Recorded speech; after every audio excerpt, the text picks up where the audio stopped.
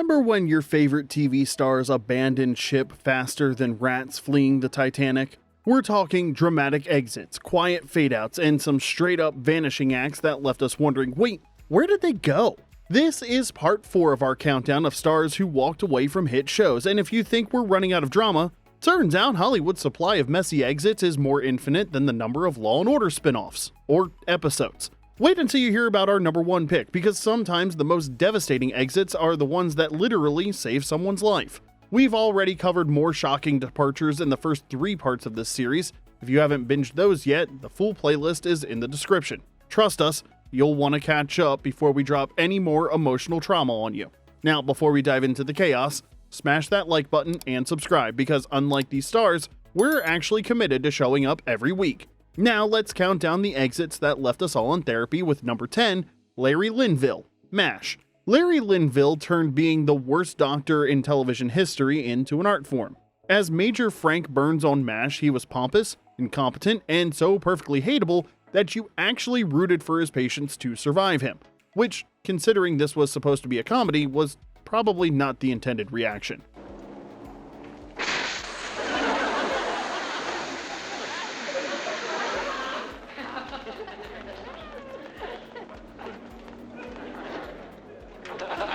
For 5 seasons, Burns was the human punching bag for Hawkeye and Trapper's pranks. Whether he was getting his tent blown up, falling for yet another practical joke, or just existing in the general vicinity of actual competence, Frank was the show's designated fool, and Linville played him to perfection. But here's the thing about playing television's biggest idiot. Eventually, you get tired of being the butt of every joke. By 1977, Linville realized that Frank Burns was never going to evolve beyond incompetent jerk who everyone laughs at. While MASH was maturing into something deeper, tackling war, mortality, and the human condition, Frank was still stuck making the same dumb mistakes week after week. It was like watching your friends grow up while you're still stuck playing with action figures, except the action figures had medical degrees, somehow. So Linville did what Frank Burns never could. He made a smart decision and left. The writers shipped Frank off to a promotion stateside, which was probably the only time in TV history that failing upward actually made sense. His departure cleared the way for David Ogden Stiers as Charles Winchester. Still pompous, but with actual depth and the ability to perform surgery without accidentally removing someone's kidney instead of their appendix. Linville spent the rest of his career proving he wasn't actually Frank Burns. He did theater, guest spots, and even a stint on Murder, She Wrote. Because apparently, the only thing better than playing an incompetent doctor is playing someone trying to solve murders in a town with a suspiciously high death rate. Sometimes, the smartest thing you can do is admit you're not the smartest person in the room. Frank Burns never figured that out, but Larry Linville did. Number 9, Sasha Mitchell, Step by Step. Friday nights in the 90s meant TGIF, ABC's iconic block of family sitcoms like Full House, Family Matters, and Step by Step. Plus a trip to Blockbuster and pretending your homework was done. You?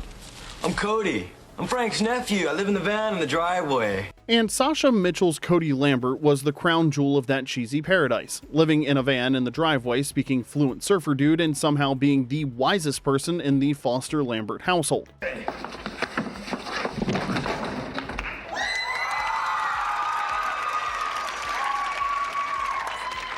For 90s kids, Cody was basically the cool older brother we all wanted. The guy who lived by his own rules, dispensed wisdom from a van, and somehow made sleeping in a driveway look like a lifestyle choice instead of a cry for help. He was part Zen master, part beach bum, all heart. He was the kind of guy who could solve your problems with a surfboard metaphor and genuine sincerity. But real life has a way of crashing into TGIF's wholesome bubble. In 1995, Mitchell was arrested on domestic violence charges, and suddenly, ABC had a very unfamily-friendly problem on their hands.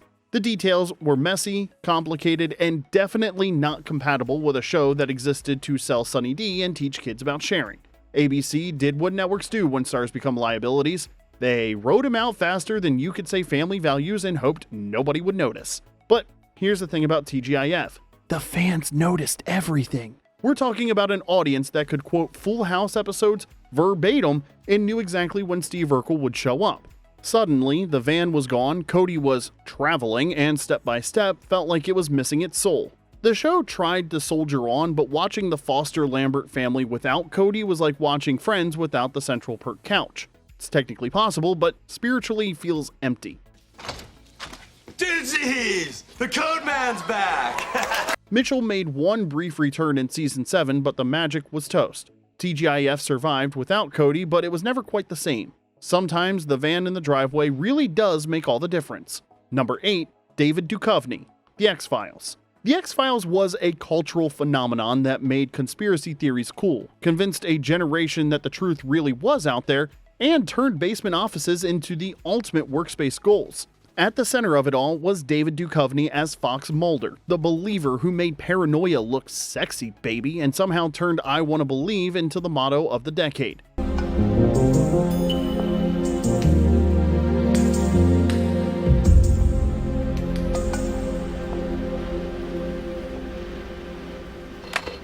For 7 seasons, Mulder and Scully were television's most iconic duo, the perfect balance of belief and skepticism, passion and logic, sexual tension, and will they or won't they that kept us all coming back for more alien abduction theories, man. But by 2000, while the rest of us were stockpiling Y2K supplies and pretending Napster wasn't going to destroy the music industry, Duchovny was ready to believe in something else: his movie career and a bigger paycheck. Contract disputes with Fox turned into a full-scale war that made the alien conspiracy look like a friendly disagreement. Duchovny wanted more money, fewer hours, and a piece of the merchandising pie. When the network basically said, "How about no?"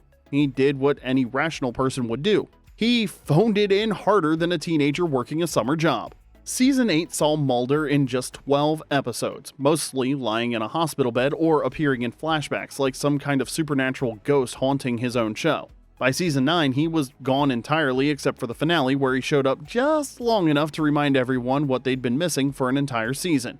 The show tried to replace him with Robert Patrick and Annabeth Gish, both talented actors who got stuck with the impossible task of filling shoes that were literally designed for someone else. But let's be real, nobody was watching The X-Files for new agents investigating alien conspiracies. They wanted Mulder in his basement office, throwing pencils at the ceiling and insisting that aliens built the pyramids, because obviously they did. Ratings nosedived from 14 million to under 10 million, faster than you could say trust no one. Duchovny eventually returned for the 2016 revival, proving that some exits are just extended bathroom breaks, albeit ones that last 14 years and leave everyone wondering if they should have just held it. Hey, Ben, leave it alone, Mulder. I asked you to look for her, and I went for her. Where'd you look? I said leave it alone. You smell like smoke. Number 7, Julie McCullough, Growing Pains. Coming in at number 7 is Julie McCullough. She is proof that sometimes the most wholesome family sitcoms hide the messiest behind-the-scenes drama. And just be happy about the fact that we are getting married. Gotta go. What do you mean you gotta go? Why'd you come over? Oh, right, the invitations. Yeah, I wanted you to look at the invitations before I sent them out. See? Gotta go.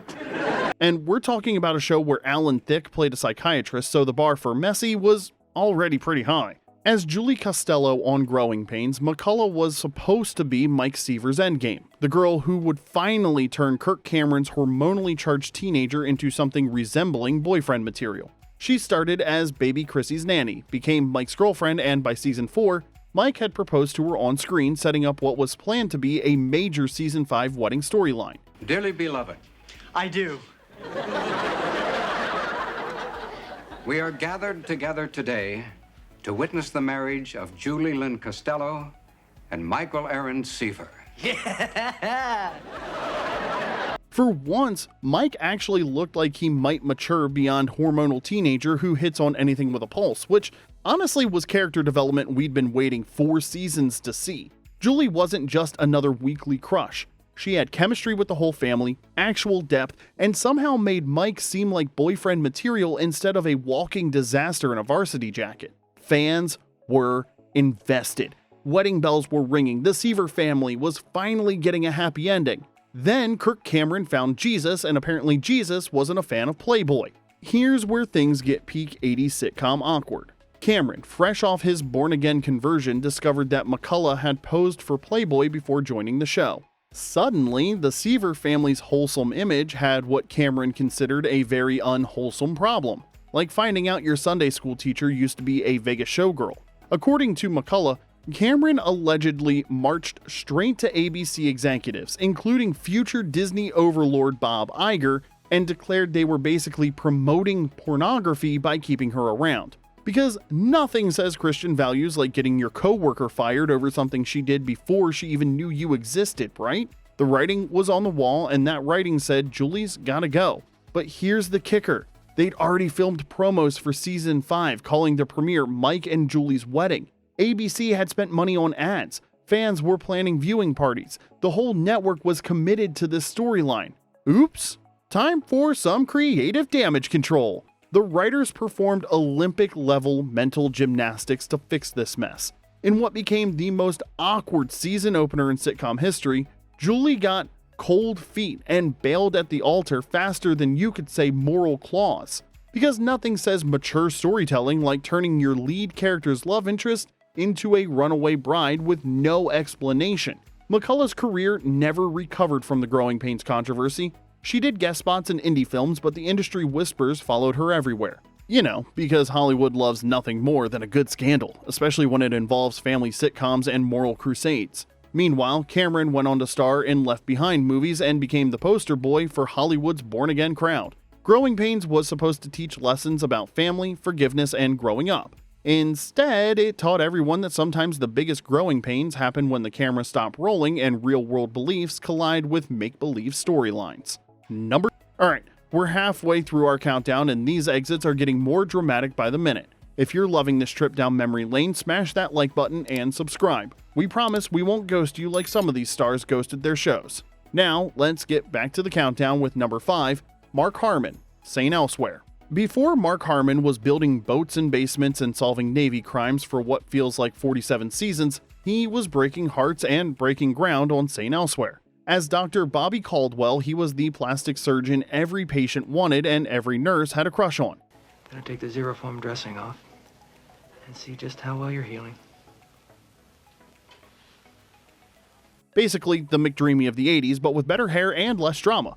At least until the writers decided to change that. They gave him one of the most groundbreaking storylines in television history, and by groundbreaking, we mean absolutely devastating. In 1985, at the height of the AIDS crisis, when most of America was still treating the disease like something that only happened to other people, St. Elsewhere did what almost no other show would touch. They gave a major character HIV. And not just any character, but Harmon's charming, heterosexual Dr. Caldwell. When politicians were avoiding the topic and the media was treating AIDS like a dirty secret, St. Elsewhere put a face on the crisis that looked like the guy next door. They took the most conventionally attractive, straight arrow character on the show and forced millions of viewers to confront their own prejudices and fears about AIDS. Because nothing says wake-up call like watching your TV crush deal with a terminal diagnosis. Harmon left the show early in season 4, with Caldwell's death mentioned later in a way that hit viewers like a brick to the face. It was a storyline that forced an entire generation to reckon with a crisis they'd been ignoring, and it did it through a character they'd grown to love. Harmon used his St. Elsewhere exit to chase movie stardom and almost caught it. He starred in Summer School, where he proved he could do comedy, did TV movies, and built a solid resume that screamed leading man material. Hey, Mr. Shoop, wow! You in this class too? I'm teaching it. No way!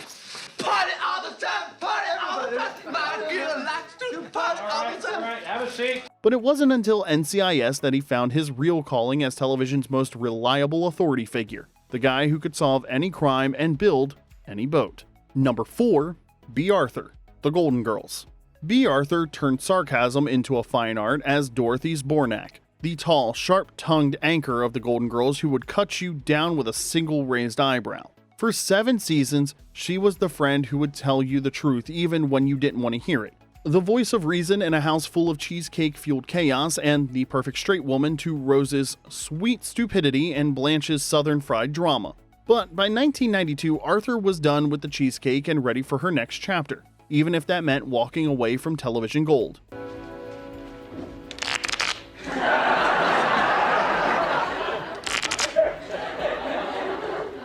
Buzz off. Now here's the thing. The Golden Girls was still a hit. Ratings were solid, the chemistry was undeniable, and NBC was more than happy to keep printing money off 4 older women eating dessert and sharing life stories.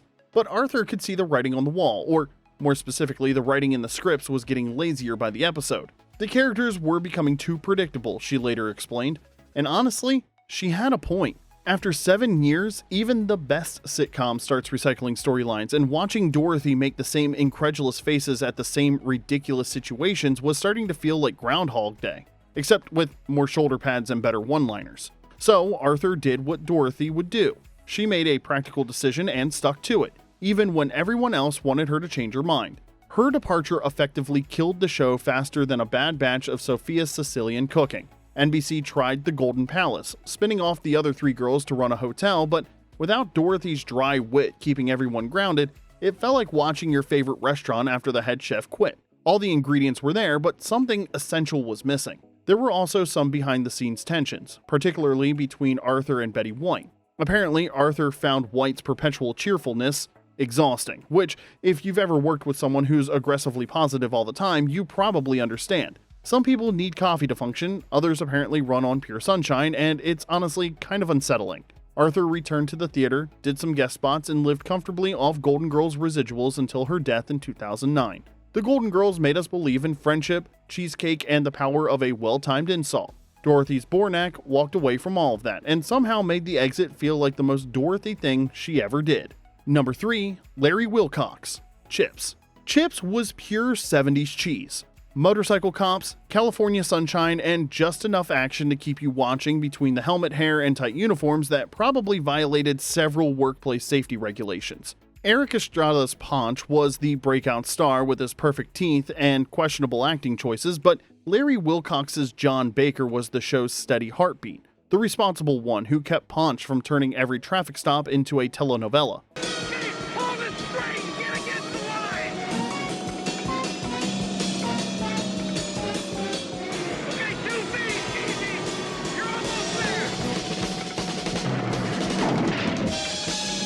Then Erik Estrada decided he deserved more money, and suddenly, Chips had a bigger problem than reckless drivers on the 405.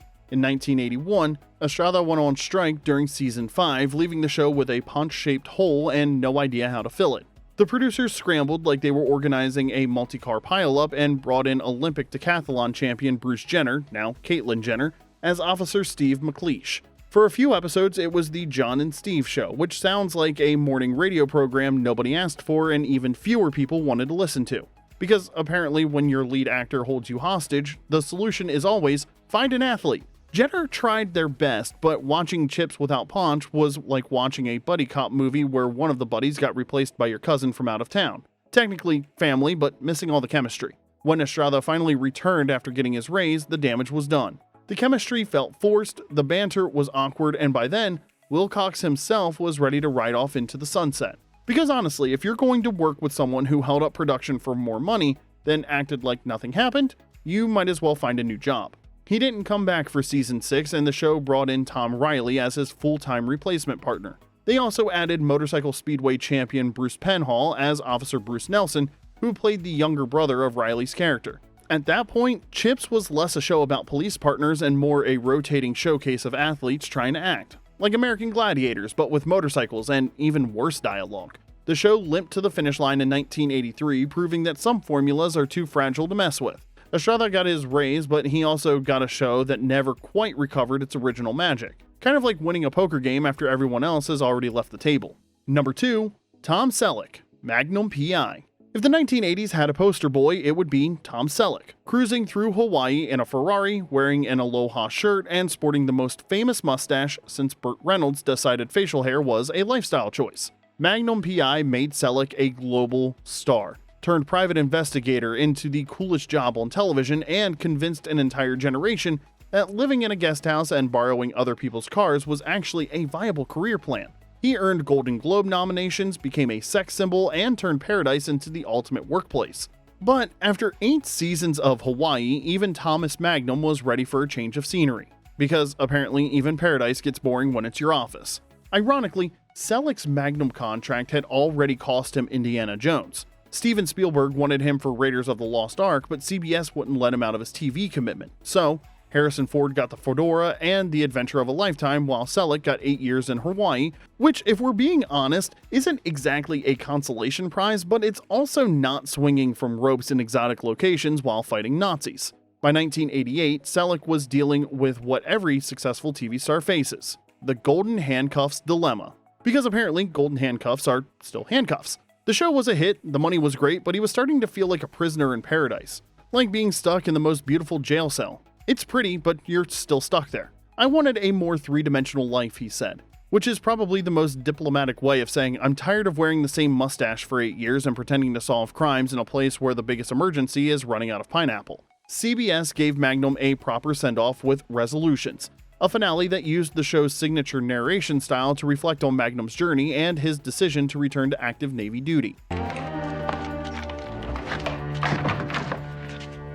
What is it? I know who the bull is. Who? The final scene showed him walking on the beach with his daughter, the Ferrari finally parked for good, proving that sometimes the best endings are the ones that feel like new beginnings.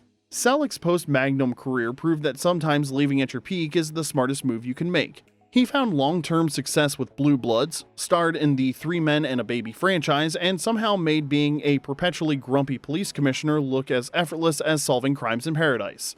Magnum P.I. was rebooted in 2018 with Jay Hernandez, but without the specific combination of 80s cheese, Hawaiian shirts, and Selleck's mustache, it just turned into another procedural with better weather and way less personality. Number 1, Chyler Lee, Grey's Anatomy. Taking our number 1 spot is Chyler Lee, because apparently the most devastating TV exits are the ones nobody sees coming, and sometimes they're the ones that literally save someone's life. As Lexi Gray, she was Meredith's half-sister, the brilliant medical student who brought lightness to Seattle Grace's perpetual darkness, which, considering this was a Shonda Rhimes show, was basically a full-time job. She was smart, sweet, and had that rare quality of making you actually care about her love life instead of rolling your eyes at yet another medical drama romance subplot. But behind the scenes, Lee was juggling real-life drama that made Grey's Anatomy look like a sitcom. She was raising 3 kids, one of whom was battling serious seizures that required constant medical attention while managing her own diagnosis of bipolar II disorder. The 14-hour shooting days weren't just exhausting, they were literally impossible for someone trying to hold their life together with both hands. When Lee told Shonda Rhimes she needed to leave, she was choosing her mental health and her family over television fame. In an industry that chews up and spits out young stars faster than Seattle Grace goes through interns, Lee made the adult decision to step back. The writers didn't mess around with her exit either. They orchestrated one of the most devastating departures in television history, and considering this is Grey's Anatomy, that's saying something. No, you're not.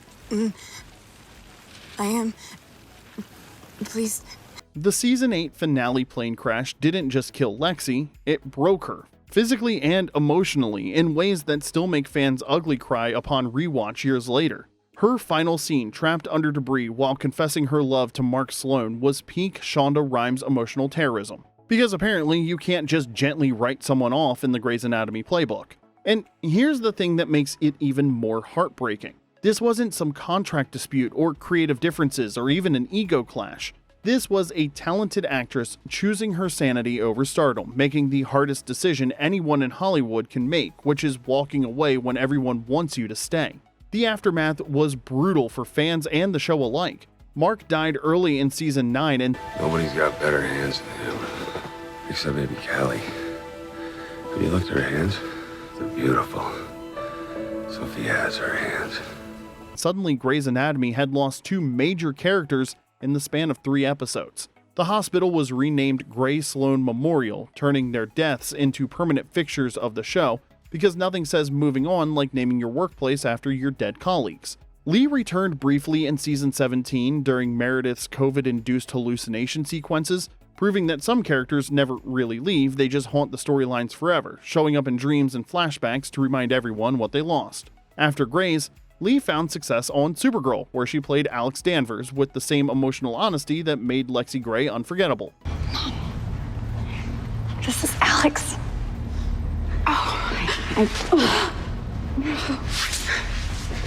You and your family rescued my daughter. I am indebted to you. Well, sometimes I think she's the one that rescued us. She also became an advocate for mental health awareness, using her platform to help others struggling with similar issues. Lexi Gray's death wasn't just devastating because it was unexpected, it was devastating because it represented someone choosing their actual life over their TV life, and in a world where fame can feel more important than sanity, that's the kind of exit that actually matters. And there you have it. Part 4 of Stars That Left hit shows, featuring everyone from incompetent army doctors to plane crash victims who taught us that sometimes real life is more important than television fame. Some left for money, others left for sanity. A few left just because they got tired of playing the same character for years, and one left because Jesus apparently wasn't a fan of Playboy.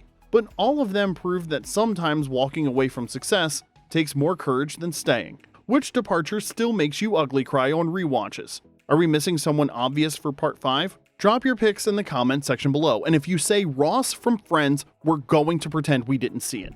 Don't forget to check out the full Stars That Left hit shows playlist in the description for more behind the scenes drama and devastating exits, and make sure to smash that subscribe button so you never miss our weekly dose of nostalgic trauma. Until next time, this is Remember When.